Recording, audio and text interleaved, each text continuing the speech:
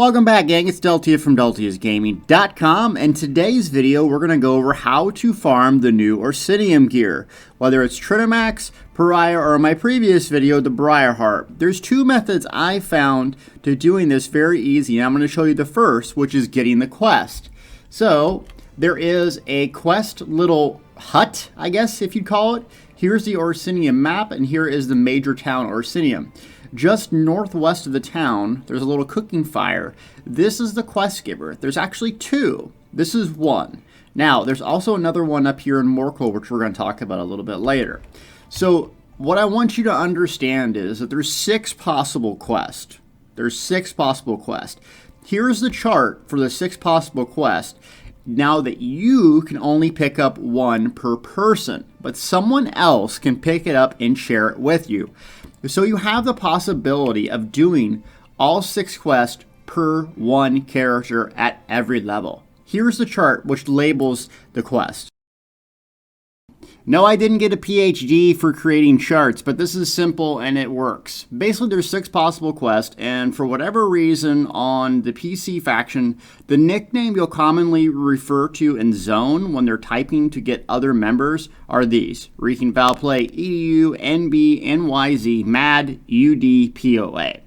So on consoles, you don't have the ability to use text chat to holler out these, but these are the type of quests that you want to get. So typically what happens is you have one person that goes and gets the quest and says, looking for more, NB, ED, or whatever it may be. After you complete that quest and everyone's got that shared, the group will come back and someone else will pick up another one of these quests, and you have to share it. So once again, you can only pick up 1, but you can complete 6 in a day. So we're going to enter the old hostel here in Rothgar, where you get the quest. The quest giver is right here. Pretty simple. Daily quest broker over his, or her, I guess, name. So you get that, and that's going to give you one of the 6 at random.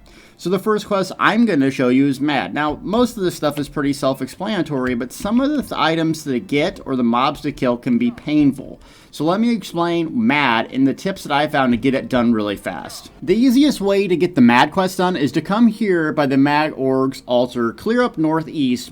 This is the boss you have to kill, along with collecting pages. Now, the pages can be painful. What you want to do is stay around the spawn area and kill these ogres in a specific spot. I don't have my bow anymore. I'm shooting at nothing. But this ogre here, this ogre over here, there's 2 down here right by each other, and then 1 guy right there. That, including the boss and this last little guy here, will get you close to the 20 that you need. There's also will be some circles up on your map that will tell you some other spots, but I found it best just to kind of wait and hang out here and get these as they respawn, because it's pretty quick. Do that, kill the boss, and you're done with your first one. Next up we have Snow and Steam, which is one of the easier ones. The boss is here on the map. NYZ is what the quest is called, or what it's frequently called to. And all you have to do is get 3 little steam pots. You just click them, interact with them, and then it cancels that. So usually they're right down in this area right here. So I go down here on the way from the quest giver, click those 3 steam things, gather the group up here, and start the boss. Now you'll have to do a wave after wave of Jordan spiders, so don't just stop if you don't see anything in here. Get in the center of it and trigger it. The boss is pretty difficult, so it's a harder one to solo, so get your buddies. Everyone should have the advantage of fairing these quests, so share, share, share. POA is the next quest we have up, and one of the more annoying ones. Essentially what it's going to want you to do is slay various animals to get their skin. You need a lot of them. So what I like to do is, the obvious target here that it wants you to get is these escheteries, or whatever they're called, the crazy looking things. And those are good because they often have more than 1 meat on them. But get creative here. Pack mammoths, these bears, and then what I like to do is go along this coastline, and there's plenty of horkers to kill. So the POA boss is right here, and usually what I'll do is just get my rally up, my retreating maneuvers, and go to town killing these guys. Unfortunately, I know, I hate killing animals even in games. It just bothers me for some reason. But damn it, I need my loot. And getting my little friend Horker. Now, funny Deltia story, this has nothing to do with the video, but I'm going to tell you. Did you know the very first tweet I ever sent Elder Scrolls Online I said, where the hookers at? Instead of horkers. I thought I was going to be clever, you know, and send them something funny on my phone. And it said hookers. It auto-corrected. How and why is hooker and autocorrect, but horker isn't? Anyways, moving on. Up we have probably the easiest of the quests, and that's Nature's Bounty. You're going to find the boss right around here, and you're going to have to cleanse these auras of corruption. They're basically all over once you get the quest. The nice thing about NB quest is that you could be sitting way over here, and you still get credit for someone else in your party cleansing these shrines. Very, very self-explanatory. And then you're going to kill the boss right here. So go get him. Not very hard, really fast, really easy. Just make sure you share and bring friends. And tater tots. Next up we have Unfinished Dolmen. Probably the hardest one in terms of getting party members. Very, very hard. Probably not even doable solo. Might be a challenge for me to do one day when I get bored. Anyways, this one's a little difficult. You need to get 3 obelisks. The best way I found to get these obelisks, if you come right here, here's the boss from UD. You just come a little northeast, and there's this waterfall, and you actually get an achievement from dropping down here. So we're going to drop down there. Yeah, oh, am I going to hit this bridge? No way. Oh, only on a video do I hit the bridge. I have never hit that bridge doing this. Anyways, after that happens, you take a right here. You actually want to hit the water, you know, get the achievement. Take a right here, and you can get this totem. There's a couple more down there, and there's also one over here. So that's the easiest way to do it. Once you come down from this way shrine, loop around, take the waterfall, and then go grab your buddies, because you're going to need them to kill this little big old dragon dude. Next up, we have the semi-annoying EDU. Now, the thing with this quest is, there's not very many places to release the prisoners. In fact, there's pretty much only one, and that's right by this King Chief's throne here. So, just to the west of it, you're going to find these prisoners in about 4 spots right here. Now, luckily, their respawn timer is pretty quick, so this one's been taken. But if you kill these guys and then go kill the boss and come back, they usually should be up, because you'll be finding a lot of people try to take these guys out. You have a couple here, and then you go down here, there's like one more by these rocks. And so you can typically get 3 done before you do the boss, or if someone's already cleared them like this, you just come back and do them. And that's pretty much all the quests. On to part number 2. There's actually a second daily quest site that you can do, the Daily Dot Broker up here, and it involves public dungeons. So right up here in the Morkul Stronghold, there's a vendor inside this little hut, and it'll give you one of the delves to do, like to kill a mob, return some stuff, and it's worth doing. It's quick, it's easy, so at least by yourself you can get 2 dailies done. Now let's talk about treasure chests. The method number 2 is treasure chests, something that I usually pass up typically when I'm leveling or rolling around. Not in Orsinium. It's very, very valuable to use treasure chests.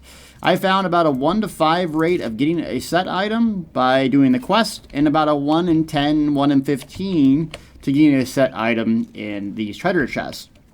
So you can do that. A couple helpful tips here is there's a champion point passive, Treasure Hunter, 75 points, so you need a lot, but increases the quality of items you find in treasure chests. That may or may not help you out getting those Briarheart sets, but remember they come in VR 15 or 16 if you're at max level, so it's going to take you a while to get the specific trait and the specific level that you want, especially with the jewelry pieces, whether it's robust, healthy, or arcane. Another thing. So for you PC folks, there's a helpful add-on called Harvest MAD. What this does is it tracks specific things that you loot or harvest in the area. So you can see I have changed this add-on to highlight treasure chests dramatically.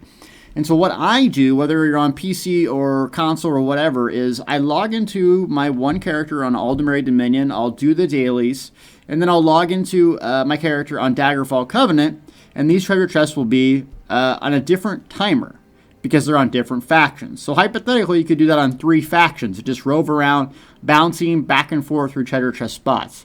Especially if you've already done all the dailies and you don't have multiple tunes, this would be a really good way to find some extra pieces, because I think those sets are pretty valuable. Trinimac I want to do another video on later, though I'm missing 2 rings, so I will be doing one of those. But that is how I do it. And treasure maps, those are the last thing you can use to do this as well. So don't be selling them treasure maps, or if you do, sell them for pretty expensive.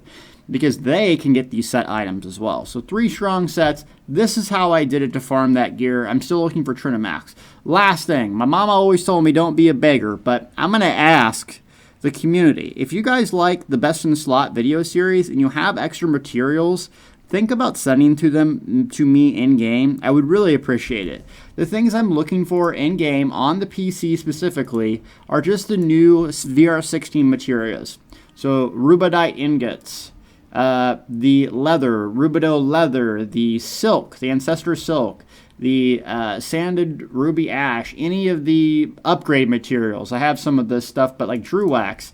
If you want to see the absolute top performing stuff, I'd be happy to do it, test it out, and make a video.